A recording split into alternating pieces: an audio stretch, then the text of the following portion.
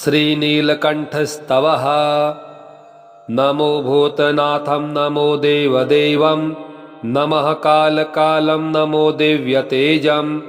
नमः कामभस्मं नमः शान्तशीलं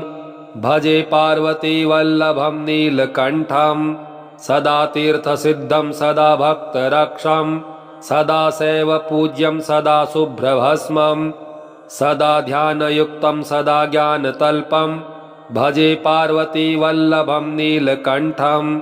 शमशाने शयानं महास्थानवासं शरीरं गजानां सदा चर्मवेष्टं पिशाचादिनाथं पशूनां प्रतिष्ठं भजे पार्वतीवल्लभं नीलकण्ठं फणिनागकण्ठे भुजङ्गाद्यनेकं गले रुण्डमालं महावीरशूरं कटिव्याघ्रचर्मं चिताभस्मलेपं भजे पार्वतीवल्लभं नीलकण्ठं शिरः शुद्धगङ्गा शिवा वामभागं वियद्दीर्घकेशं सदा मां त्रिनेत्रं फणिनागकर्णं सदा फालचन्द्रं भजे पार्वतीवल्लभं नीलकण्ठं करे शूलधारं महाकष्टनाशं सुरेशं परेशं महेशं जनेशं धनेशामरेशं ध्वजेशं गिरीशं भजे पार्वतीवल्लभं नीलकण्ठं उदासं सुदासं सुकैलासवासं धरानिर्झरे संस्थितं ह्यादिदेवम् अजं हेमकल्पद्रुमं कल्पसेव्यं भजे पार्वतीवल्लभं नीलकण्ठं मुनीनां वरेण्यं गुणं रूपवर्णं द्विजयसं पठन्तं शिवं वेदशास्त्रम् अहो दीनवत्सं कृपालुं शिवं तं भजे पार्वतीवल्लभं नीलकण्ठं सदा भावनाथं सदा सेव्यमानं सदा भक्तिदेवं सदा पूज्यमानं महातीर्थवासं सदा सेव्यमेकं भजे पार्वतीवल्लभं नीलकण्ठं नमो भूतनाथं नमो देवदेवं नमः कालकालं नमो दिव्यतेजं नमः कामभस्मं नमः शान्तशीलं भजे पार्वतीवल्लभं नीलकण्ठं सदा तीर्थसिद्धं सदा भक्तरक्षं सदा शैवपूज्यं सदा शुभ्रभस्मं सदा ध्यानयुक्तं सदा ज्ञानतल्पं भजे पार्वतीवल्लभं नीलकण्ठं शमशाने शयानं महास्थानवासं शरीरं गजानां सदा चर्मवेष्टं पिशाचादिनाथं पशूनां प्रतिष्ठं भजे पार्वतीवल्लभं नीलकण्ठं फणिनागकण्ठे भुजङ्गाद्यनेकं गले रुण्डमालं महावीरशूरं कटिव्याघ्रचर्मं चिताभस्मलेपं भजे पार्वतीवल्लभं नीलकण्ठं शिरः शुद्धगङ्गा शिवा वामभागं वियद्दीर्घकेशं सदा मां त्रिनेत्रं फणिनागकर्णं सदा फालचन्द्रं भजे पार्वतीवल्लभं नीलकण्ठं करे शूलधारं महाकष्टनाशं सुरेशं परेशं महेशं जनेशं धनेशामरेशं ध्वजेशं गिरीशं भजे पार्वतीवल्लभं नीलकण्ठं उदासं सुदासं सुकैलासवासं धरानिर्झरे संस्थितं ह्यादिदेवम् अजं हेमकल्पद्रुमं कल्पसेव्यं भजे पार्वतीवल्लभं नीलकण्ठं मुनीनां वरेण्यं गुणं रूपवर्णं द्विजयसं पठन्तं शिवं वेदशास्त्रम् अहो दीनवत्सं कृपालुं शिवं तं भजे पार्वतीवल्लभं नीलकण्ठं सदा भावनाथं सदा सेव्यमानं सदा भक्तिदेवं सदा पूज्यमानं महातीर्थवासं सदा सेव्यमेकं भजे पार्वतीवल्लभं नीलकण्ठं नमो भूतनाथं नमो देवदेवं नमः कालकालं नमो दिव्यतेजं नमः कामभस्मं नमः शान्तशीलं भजे पार्वतीवल्लभं नीलकण्ठं सदा तीर्थसिद्धं सदा भक्तरक्षं सदा शैवपूज्यं सदा शुभ्रभस्मं सदा ध्यानयुक्तं सदा ज्ञानतल्पं भजे पार्वतीवल्लभं नीलकण्ठं शंसाने शयानं महास्थानवासं शरीरं गजानां सदा चर्मवेष्टं पिशाचादिनाथं पशूनां प्रतिष्ठं भजे पार्वतीवल्लभं नीलकण्ठं फणिनागकण्ठे भुजङ्गाद्यनेकं गले रुण्डमालं महावीरशूरं कटिव्याघ्रचर्मं चिताभस्मलेपं भजे पार्वतीवल्लभं नीलकण्ठं शिरः शुद्धगङ्गा शिवा वामभागं वियद्दीर्घकेशं सदा मां त्रिनेत्रं फणिनागकर्णं सदा फालचन्द्रं भजे पार्वतीवल्लभं नीलकण्ठं करे शूलधारं महाकष्टनाशं सुरेशं परेशं महेशं जनेशं धनेशामरेशं ध्वजेशं गिरीशं भजे पार्वतीवल्लभं नीलकण्ठं उदासं सुदासं सुकैलासवासं धरानिर्झरे संस्थितं ह्यादिदेवम् अजं हेमकल्पद्रुमं कल्पसेव्यं भजे पार्वतीवल्लभं नीलकण्ठं मुनीनां वरेण्यं गुणं रूपवर्णं द्विजयसं पठन्तं शिवं वेदशास्त्रम् अहो दीनवत्सं कृपालुं शिवं तं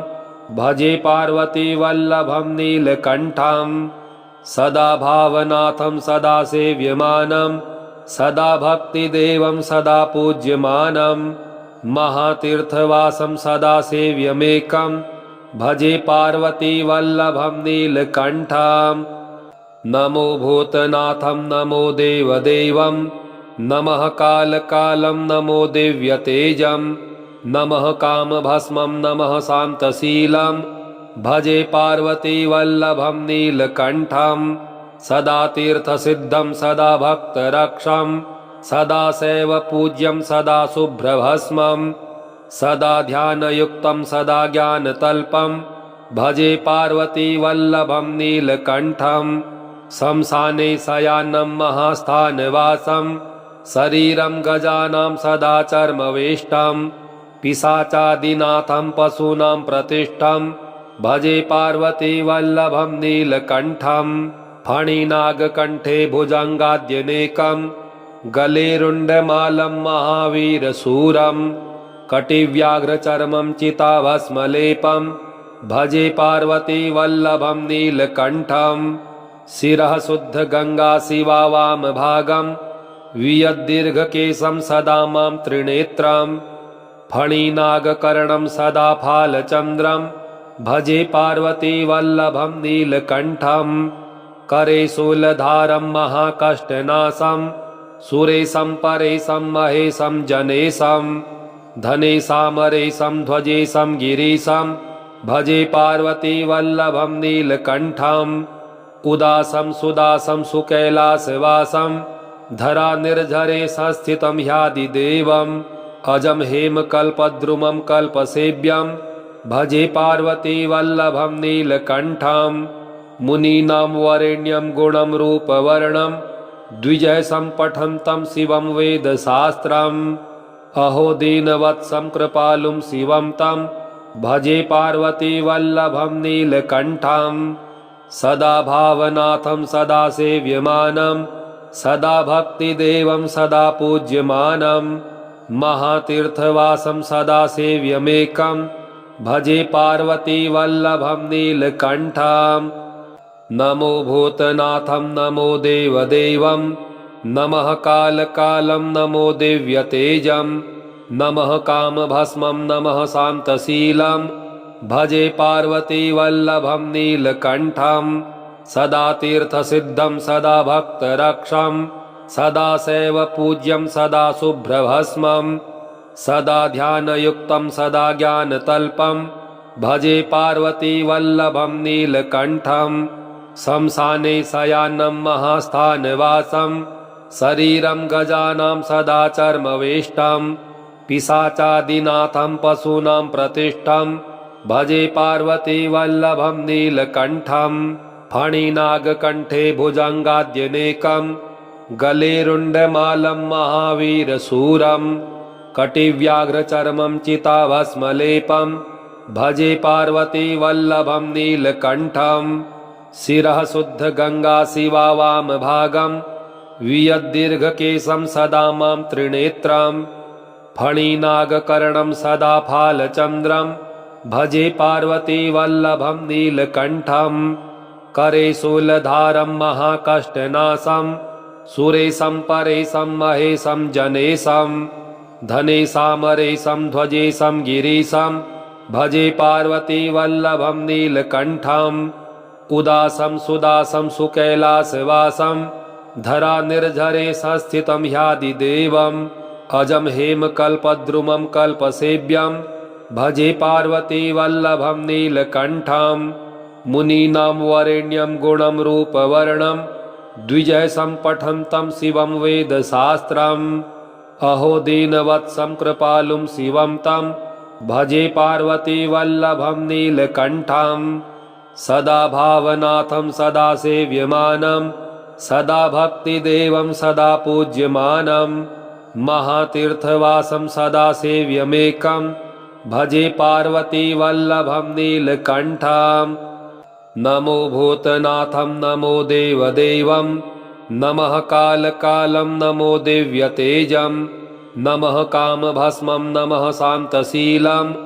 भजे पार्वती वल्लभं नीलकण्ठं सदा तीर्थसिद्धं सदा भक्तरक्षं सदा शैवपूज्यं सदा शुभ्रभस्मं सदा ध्यानयुक्तं सदा ज्ञानतल्पं भजे पार्वती वल्लभं नीलकण्ठं शमशाने शयानं महास्थानवासं शरीरं गजानां सदा चर्मवेष्टं पिशाचादिनाथं पशूनां प्रतिष्ठं भजे पार्वती वल्लभं नीलकण्ठं फणिनागकण्ठे भुजङ्गाद्यनेकं गले रुण्डमालं महावीरशूरं कटिव्याघ्रचर्मं चिताभस्मलेपं भजे पार्वती वल्लभं नीलकण्ठं शिरः शुद्ध गंगा शिवा वामभागं वियद्दीर्घकेशं सदा मां त्रिनेत्रं फणिनागकर्णं सदा फालचन्द्रं भजे पार्वती वल्लभं नीलकण्ठं करे शूलधारं महाकष्टनाशं सुरेशं परेशं महेशं जनेशं धनेशामरेशं ध्वजेशं गिरीशं भजे पार्वती वल्लभं नीलकण्ठं उदासं सुदासं सुकैलासवासं धरा निर्झरे संस्थितं ह्यादिदेवम् अजं हेमकल्पद्रुमं कल्पसेव्यं भजे पार्वती वल्लभं नीलकण्ठं मुनीनां वरेण्यं गुणं रूपवर्णं द्विजयसं पठन्तं शिवं वेदशास्त्रम् अहो दीनवत्सं कृपालुं शिवं तं भजे पार्वती वल्लभं नीलकण्ठं सदा भावनाथं सदा सेव्यमानं सदा भक्तिदेवं सदा पूज्यमानं महातीर्थवासं सदा सेव्यमेकं भजे पार्वती वल्लभं नीलकण्ठं नमो भूतनाथं नमो देवदेवं नमः कालकालं नमो दिव्यतेजं नमः कामभस्मं नमः शान्तशीलं भजे पार्वती वल्लभं नीलकण्ठं सदा तीर्थसिद्धं सदा भक्तरक्षं सदा शैवपूज्यं सदा शुभ्रभस्मं सदा ध्यानयुक्तं सदा ज्ञानतल्पं भजे पार्वती वल्लभं नीलकण्ठं शमशाने शयानं महास्थानवासं शरीरं गजानां सदा चर्मवेष्टं पिशाचादिनाथं पशूनां प्रतिष्ठं भजे पार्वती वल्लभं नीलकण्ठं फणिनागकण्ठे भुजङ्गाद्यनेकं गले रुण्डमालं महावीरशूरं कटिव्याघ्रचर्मं चिताभस्मलेपं भजे पार्वती वल्लभं नीलकण्ठं शिरः शुद्ध गंगा शिवा वामभागं वियद्दीर्घकेशं सदा मां त्रिनेत्रं फणिनागकर्णं सदा फालचन्द्रं भजे पार्वती वल्लभं नीलकण्ठं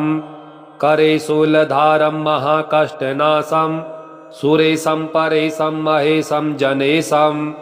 धनेशामरेशं ध्वजेशं गिरीशं भजे पार्वतीवल्लभं नीलकण्ठम् उदासं सुदासं सुकैलासवासं धरानिर्झरे संस्थितं ह्यादिदेवम् अजं हेमकल्पद्रुमं कल्पसेव्यं भजे पार्वतीवल्लभं नीलकण्ठम् मुनीनां वरेण्यं गुणं रूपवर्णं द्विजयसं पठन्तं शिवं वेदशास्त्रम् अहो दीनवत्सं कृपालुं शिवं तं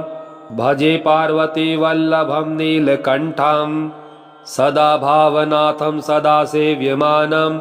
सदा भक्तिदेवं सदा पूज्यमानं महातीर्थवासं सदा सेव्यमेकं भजे पार्वतीवल्लभं नीलकण्ठम् नमो भूतनाथं नमो देवदेवं नमः कालकालं नमो दिव्यतेजं नमः कामभस्मं नमः शान्तशीलं भजे पार्वतीवल्लभं नीलकण्ठं सदा तीर्थसिद्धं सदा भक्तरक्षं सदा शैवपूज्यं सदा शुभ्रभस्मं सदा ध्यानयुक्तं सदा ज्ञानतल्पं भजे पार्वतीवल्लभं नीलकण्ठं शमशाने शयानं महास्थानवासं शरीरं गजानां सदा चर्मवेष्टं पिशाचादिनाथं पशूनां प्रतिष्ठं भजे पार्वतीवल्लभं नीलकण्ठं फणिनागकण्ठे भुजङ्गाद्यनेकं गले रुण्डमालं महावीरशूरं कटिव्याघ्रचर्मं चिताभस्मलेपं भजे पार्वतीवल्लभं नीलकण्ठं शिरः शुद्ध गंगा शिवा वामभागं वियद्दीर्घकेशं सदा मां त्रिनेत्रं फणिनागकर्णं सदा फालचन्द्रं भजे पार्वतीवल्लभं नीलकण्ठं करे शूलधारं महाकष्टनाशं सुरेशं परेशं महेशं जनेशं धनेशामरेशं ध्वजेशं गिरीशं भजे पार्वतीवल्लभं नीलकण्ठम् उदासं सुदासं सुकैलासवासं धरानिर्झरे संस्थितं ह्यादिदेवम् अजं हेमकल्पद्रुमं कल्पसेव्यं भजे पार्वतीवल्लभं नीलकण्ठम् मुनीनां वरेण्यं गुणं रूपवर्णं द्विजयसं पठन्तं शिवं वेदशास्त्रम् अहो दीनवत्सं कृपालुं शिवं तं भजे पार्वतीवल्लभं नीलकण्ठम् सदा भावनाथं सदा सेव्यमानं सदा भक्तिदेवं सदा पूज्यमानं महातीर्थवासं सदा सेव्यमेकं भजे पार्वतीवल्लभं नीलकण्ठम् नमो भूतनाथं नमो देवदेवं नमः कालकालं नमो दिव्यतेजं नमः कामभस्मं नमः शान्तशीलं भजे पार्वतीवल्लभं नीलकण्ठं सदा तीर्थसिद्धं सदा भक्तरक्षं सदा शैवपूज्यं सदा शुभ्रभस्मं सदा ध्यानयुक्तं सदा ज्ञानतल्पं भजे पार्वतीवल्लभं नीलकण्ठं शमशाने शयानं महास्थानवासं शरीरं गजानां सदा चर्मवेष्टं पिशाचादिनाथं पशूनां प्रतिष्ठं भजे पार्वतीवल्लभं नीलकण्ठं फणिनागकण्ठे भुजङ्गाद्यनेकं गले रुण्डमालं महावीरशूरं कटिव्याघ्रचर्मं चिताभस्मलेपं भजे पार्वतीवल्लभं नीलकण्ठं शिरः शुद्ध गंगा शिवा वामभागं वियद्दीर्घकेशं सदा मां त्रिनेत्रं फणिनागकर्णं सदा फालचन्द्रं भजे पार्वतीवल्लभं नीलकण्ठं करे शूलधारं महाकष्टनाशं सुरेशं परेशं महेशं जनेशं धनेशामरेशं ध्वजेशं गिरीशं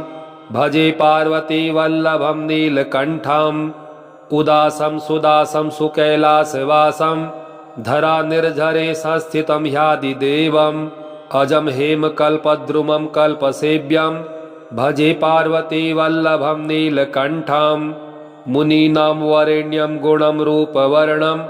द्विजयसं पठन्तं शिवं वेदशास्त्रम्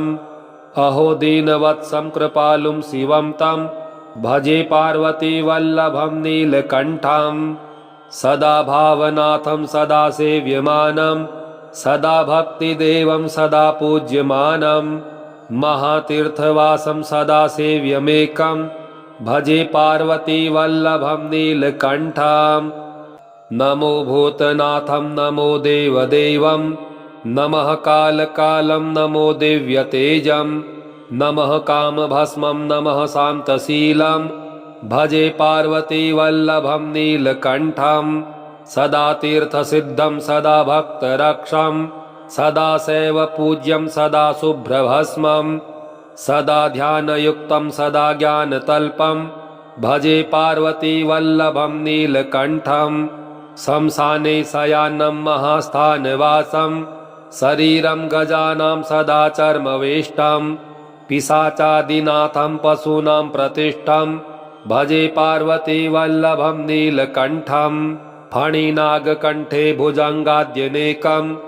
गले रुण्डमालं महावीरशूरं कटिव्याघ्रचर्मं चिताभस्मलेपं भजे पार्वती वल्लभं नीलकण्ठं। शिरः शुद्धगङ्गा शिवा वामभागं वियद्दीर्घकेशं सदा मां त्रिनेत्रं फणिनागकर्णं सदा फालचन्द्रं भजे पार्वती वल्लभं नीलकण्ठं। करे शूलधारं महाकष्टनाशं सुरेशं परेशं महेशं जनेशं धनेशामरेशं ध्वजेशं गिरीशं भजे पार्वती वल्लभं नीलकण्ठं। उदासं सुदासं सुकैलासवासं धरा निर्झरे संस्थितं ह्यादिदेवम्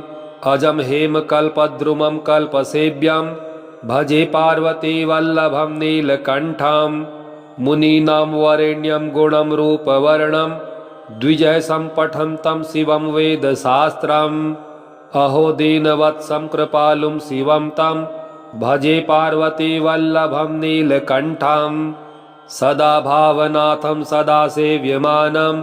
सदा भक्तिदेवं सदा पूज्यमानं महातीर्थवासं सदा सेव्यमेकं भजे पार्वती वल्लभं नीलकण्ठम्। नमो भूतनाथं नमो देवदेवं नमः कालकालं नमो दिव्यतेजं नमः कामभस्मं नमः शान्तशीलं भजे पार्वती वल्लभं नीलकण्ठं। सदा तीर्थसिद्धं सदा भक्तरक्षं सदा शैवपूज्यं सदा शुभ्रभस्मं सदा ध्यानयुक्तं सदा ज्ञानतल्पं भजे पार्वती वल्लभं नीलकण्ठं। शमशाने शयानं महास्थानवासं शरीरं गजानां सदा चर्मवेष्टं पिशाचादिनाथं पशूनां प्रतिष्ठं भजे पार्वती वल्लभं नीलकण्ठं। फणिनागकण्ठे भुजङ्गाद्यनेकं गले रुण्डमालं महावीरशूरं कटिव्याघ्रचर्मं चिताभस्मलेपं भजे पार्वती वल्लभं नीलकण्ठं। शिरः शुद्धगङ्गा शिवा वामभागं वियद्दीर्घकेशं सदा मां त्रिनेत्रं फणिनागकर्णं सदा फालचन्द्रं भजे पार्वती वल्लभं नीलकण्ठं। करे शूलधारं महाकष्टनाशं सुरेशं परेशं महेशं जनेशं धनेशामरेशं ध्वजेशं गिरीशं भजे पार्वती वल्लभं नीलकण्ठं। उदासं सुदासं सुकैलासवासं